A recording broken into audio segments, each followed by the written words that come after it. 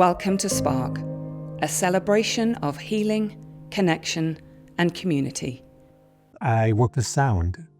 I work with sound mostly for, let's say, healing, but I also like to prefer to frame it as an opportunity to become more mindful, to experience different states of consciousness, to experience ways and means using sound to be in the present moment. It's really all about consciousness. Miracles are possible, but we have to get out of the way. So that's how I relate to sound for healing. The beautiful thing about a sound bath is that the sound fills the entire space.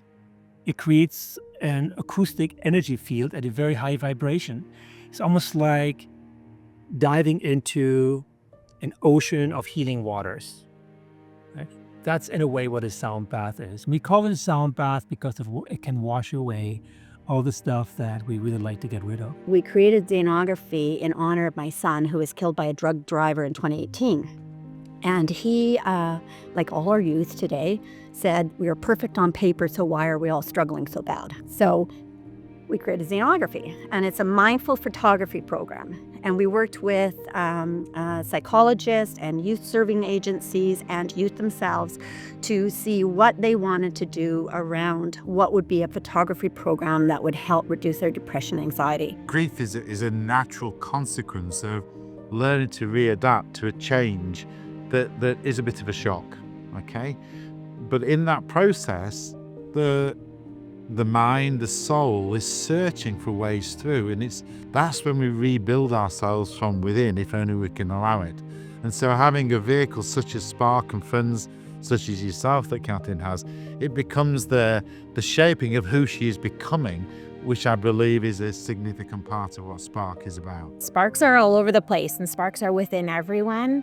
And it's a matter of finding the right people, surrounding yourself with the right people, finding a community of people to support you to live out that spark. And it's very similar to some of our messaging and what we want to do with the young people that we work with. We hear stories from certainly the youth that we serve, the seniors that we serve, but we hear amazing stories of how the impact that it's having on our volunteers, on our staff, on ourselves. So for me, going to work, there's always that little spark. Every time I get up in the morning, I'm happy to go to work. And, it's an added bonus to step outside and see the horses there who are the biggest part of our team for sure, and make the most impact. And then you get the privilege of watching the seniors come in and just see the transformation from when they come off the bus to when they leave. I'm thinking what Catherine is trying to do to help people ignite their spark. But what do they need to do that? Some people can do it by themselves, but many people can't. And not everyone has a partner. Not everyone has a family. Not everyone has blood family. They might have adopted family. We're all different. We're all pawns in a big chess game. So I think inevitably in trying to bring community together and bring all different acts, be it a magician, be it breathwork, be it a salsa class, there's so many different things that move people in different ways.